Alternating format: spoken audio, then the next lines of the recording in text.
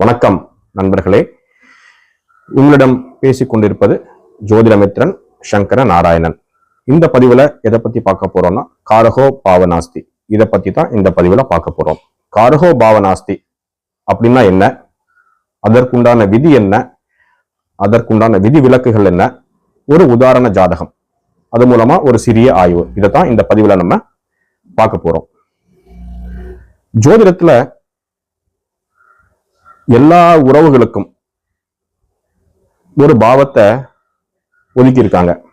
அதே மாதிரி எல்லா உறவுகளுக்கும் ஒரு கிரகத்தை ஒதுக்கி இருக்காங்க. உதாரணத்துக்கு சகோதரன் அப்படின்னு எடுத்தாச்சுன்னா 3ஆம் பாவம் தான் சகோதர பாவமா இருக்கு. அந்த சகோதர காரகன் அப்படின்னு பார்த்தீங்கன்னா செவ்வாய்.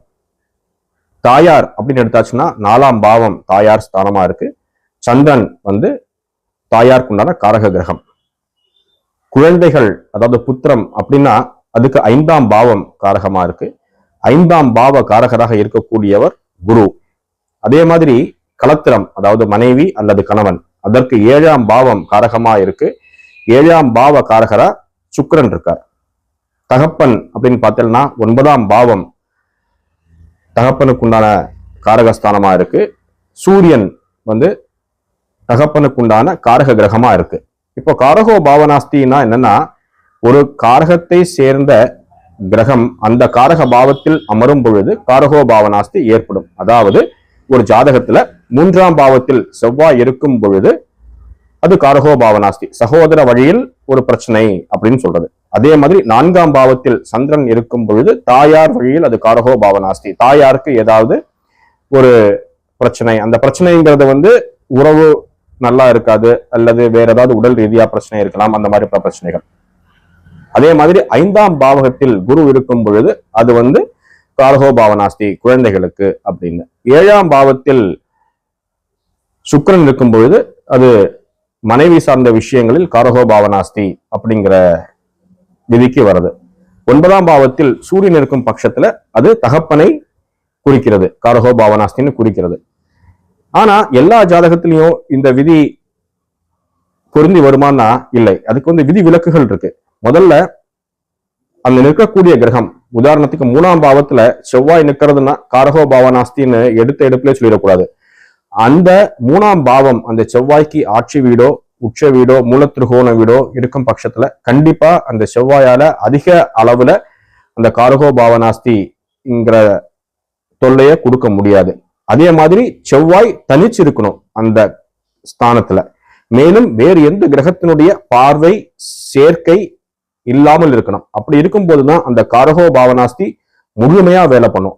அப்படி இல்லைன்னா முழுமையா வேலை பண்ணாது. சோ காரகோ பாவநாஸ்திக்கு உண்டான விதிகள்னு பாத்தீங்கன்னா, காரக கிரகம் அந்த காரக பாவத்தில் நின்று அது ஆட்சி வீடோ உச்ச வீடோ மூலத்திருகோண வீடோ இல்லாமல் அது தனித்து நின்று வேறு எந்த கிரகங்களுடைய தொடர்பு பார்வை சேர்க்கை இல்லாமல் இருக்கும் பட்சத்தில் காரகோ பாவநாஸ்தி முழுமையா வேலை பண்ணுங்கிறது தான் விதி. இப்போ ஒரு உதாரண ஜாதகத்தை நம்ம பார்ப்போம். இப்போ ஸ்கிரீன்ல ஒரு ஜாதகம் உங்களுக்கு தெரியும் நினைக்கிறேன், அதை பாருங்க. இந்த ஜாதகர் மகர லக்னத்துல பிறந்திருக்கார். 2ஆம் பாவத்தில் ராகு, 4ஆம் பாவத்தில் சனி மாந்தி, 5ஆம் பாவத்தில் புதன், 6ஆம் பாவத்தில் சூரியன் செவ்வாய், 7ஆம் பாவத்தில் சுக்கிரன், 8ஆம் பாவத்தில் கேது, 10ஆம் பாவத்தில் குரு, 11ஆம் பாவத்தில் சந்திரன். இந்த ஜாதகர் ஒரு ஆண். இப்போ இந்த ஜாதகத்தை நம்ம பார்த்தோம் வச்சுங்களேன், லக்னத்திற்கு நேர் 7ஆம் பாவத்தில் சுக்கிரன் நிற்கிறார். சோ 7ஆம் பாவத்தில் சுக்கிரன் நிற்கும் பொழுது அது காரகோ பாவநாஸ்தி அப்படிங்கிற ஒரு விதிக்குள்ளா வருது. சோ திருமணம் சார்ந்த விஷயங்கள், மனைவி சார்ந்த விஷயங்கள்ல பிரச்சனை இருக்குங்கிறது நம்ம யூகிக்க முடியும். ஆனாலும் இது முழுமையா வேலை பண்ணுமா பண்ணாதாங்கிறதுக்கு நம்ம சொன்ன விதிகள் என்னன்னு பாத்தீங்கன்னா, அந்த சுக்கிரன் தனிச்சு இருக்கணும். அந்த வீடு சுக்கிரனுக்கு ஆட்சி வீடோ உச்ச வீடோ மூலத்திருகோண வீடாகவோ இருக்கக்கூடாது. வேறு எந்த கிரகத்தின் பார்வையும் இருக்கக்கூடாது. அப்படி இருக்கும் பட்சத்துல காரகோ பாவநாஸ்தி முழுமையா வேலை பண்ணும் அப்படின்னு நம்ம சொல்லியிருக்கோம்.